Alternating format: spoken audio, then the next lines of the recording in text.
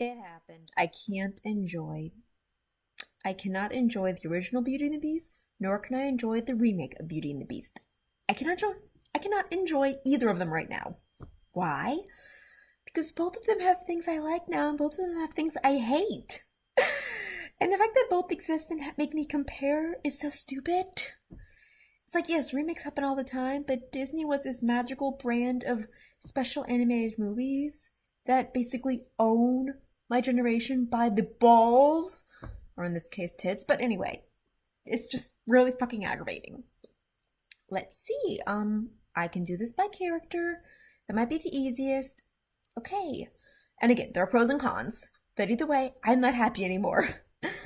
Let's see. With Belle. Let's see. The thing with Belle is I think the original Belle was pleasant to watch because, she was warmer. She was the first time I ever saw a cartoon woman open a book.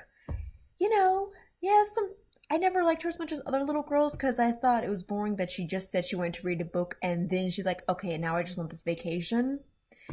I thought that was kind of a letdown because it's like, yeah, you just went on vacation, you didn't have an actual adventure. It wasn't crazy enough. You were kind of passive through the lighter half of the movie, and I found that really disappointing and boring. And then you get the remake where, Bella's much smarter, she's an inventor, she actually wants to escape the castle, she's not just crying about it, and that's interesting.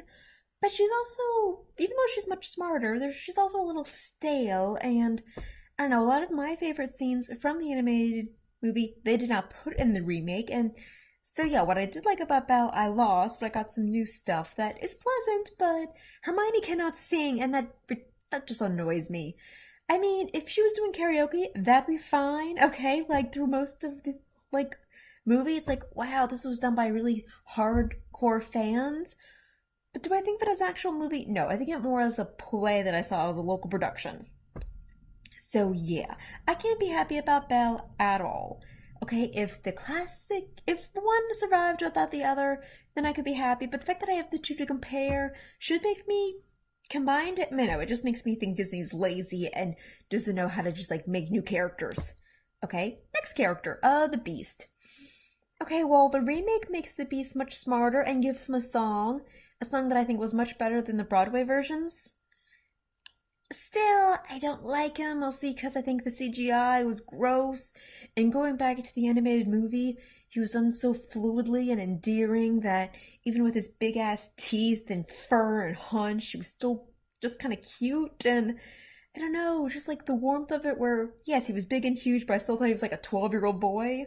God, and that big magical moment at the end where he turns into a hot prince. I didn't get that. Like, when this beast turned into a human, it's like, wow, you got much skinnier. Like, Jesus, yeah. Granted, that was that very funny line at the end where Belle's like, can you think about growing a beard? That was funny. That was very funny. But it's like, damn, yeah, she did not trade. It was on an even trade. I mean, there was actually this moment in the live action remake where the beast was all furry and totally like, ripped. And it's like, wow, this is disturbing and attractive. But yeah, even though like the newer Beast was much smarter, I like the other one because he was just more endearing with like his movements. But I just give that to better animation. Like wow. Let's see. With an exception of Luminaire, all the castle characters were so flat and just pale comparison to the animated reviews. That was annoying because they were the best part of the movie. Be Our Guest was done very nice, but when they added songs and all that jazz, it was annoying. On the one hand, the fact that the curse was made a bit scarier was interesting. Like, yeah, they were starting to freeze up a bit. Like, it wasn't as warm and cuddly. And that takes away from it because I liked that warm cuddliness and their absolute disaster. And their disaster, I don't know, like, even though it was scarier and I found that interesting, I don't know, they were also kind of bitchier and I didn't like that, with an exception of Luminaire. Yeah, it's interesting that special effects have gotten so good. Like, yeah, I didn't like the beast so much, but with like the moving objects, that was okay. Like, it impressed me. It's like, okay, yeah, you could have done this 20 years ago. That's what made animation so interesting. But still, you can do a lot with animation. Japan continues to prove that. Not just Japan, like Europe too. But yeah, with the whole castle characters, with an exception of Luminaire, because The guy from Moulin Rouge is quite charming. Everyone else just pales in comparison with the charm and delight of these characters, and that's disappointing to me. Let's see, Gaston, okay? Yeah, Gaston. Wow, his song is classic and wonderful. And he himself is absolutely that asshole you should avoid in life. But if you just think of it as a character, kind of like Deadpool, he's a lovable asshole jock. Okay? You do not actually want to hang out with him. You should avoid him in real life. But damn, if you go to Disney World, you want to take pictures with that character. Okay? It's like, oh my, covered with hair. They took that part out of the song, and I thought, wow, that's prudish. I mean, ugh. Yay for feminism, but that doesn't mean boys can't have a little fun with their vanity. So I was disappointed with that. And yes, this one was darker, more twisted, but it was just more of, like the Stepfordy kind of, always smiling while evil. Whereas the original Gaston was more just a lovable jock who was never told no before. So yeah, while this Gaston, not a terrible villain, was not Gaston-y enough for me. So that's a letdown. Luminaire, okay, it was nice that they gave him more lines and more witty lines. That part was fine. But I don't know, they made a big deal about him being a big gay character where it was so, like, under the hat. Like, if no one had even mentioned it, then I don't think anyone would have noticed. I think, like, fans who would settle for, like, the lowest bit 10 years ago would have been super excited. Because at the end, he dances with another for 10 seconds and then is pushed away, like, really fast. They could not hide that well enough. So that was a bit of a letdown. Let's see, other stuff. Okay, yeah. The design of the castle, they really brought the whole French twisty, like, architecture up to it. Like how the castle was falling. That was absolutely spooky and made for a good fairy tale, I think. But still, the absolute gorgeousness of the animated castle cannot be beat. Let's see. The music. They added some new songs. And they're not terrible, but it's like with the Beast song. The Beast song was interesting, but the other ones were the characters were just whining about how difficult their life is. Yeah, I didn't like it when they added it and it's like 20 years special, and I didn't like it now. No, not 20, it's like 15. It's not even 20 years old now.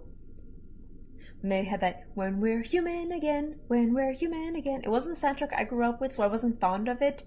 And I wasn't fond of the new songs they added. And Beauty and the Beast has plenty of enough magic with all its talking inanimate objects and crazy ass force that you do not need a magical book that can transport you everywhere, okay? I didn't think that was necessary. The part where Beast and Belle were talking about their family issues, that's fine. That's a fine thing to bond over. But the magical book that could take her to a different dimension, I didn't think was necessary. I thought it was overkill. Like, okay, yeah, they could have read some books and discovered history and come to their own conclusions. Like, that huge-ass library, that would have been fine. But no, I thought the magical book thing was overkill. Ugh. So yeah, at the end of the day, Beauty and the Beast still stands, like the original 1991 version, still stands to be a gorgeous example of Disney and animation in general that I wish had the sophistication and maturity that would have, like, inspired better animated movies for the rest of time. Of course it didn't. It should have. I mean, DreamWorks tried, but then they completely gave up after, The Prince of Egypt gave up. And yeah, do I wish live action movies would take such risk and be more interesting with its fairy tale and, like, give female characters something interesting to do? Yes, I wish they would do that. I don't want more Disney remakes. I don't think that's necessary. But I wish that they would take it like they're doing with A Wrinkle in Time, okay? A Wrinkle in Time is a good example of a remake because even though the movie wasn't that well known, the book is well known, and they're twisting it up, they're using all those special effects they've had to a good use. I think Wrinkle in Time is a good idea. I think I'm looking forward to it in March. I think it's a great example of how they have all this, like, power with animated features and good actors. That's a good thing. But it's almost new. No one cares about the old movie, but it's a classic book. So yes, Disney, take books that people like, books that are just good. They could be like some unknown story that, writers and directors find and decide that this is worth making a big special effect about. Do that. Stay away from my Disney. I know that they're gonna do It's a Lion King and Little Mermaid and Mulan, but goddamn, I'm not excited about it at all. But Wrinkle in Time is an example of what they should do. Okay, fine There's so many books. Like, go to a library, go to a bookstore, pick up a book.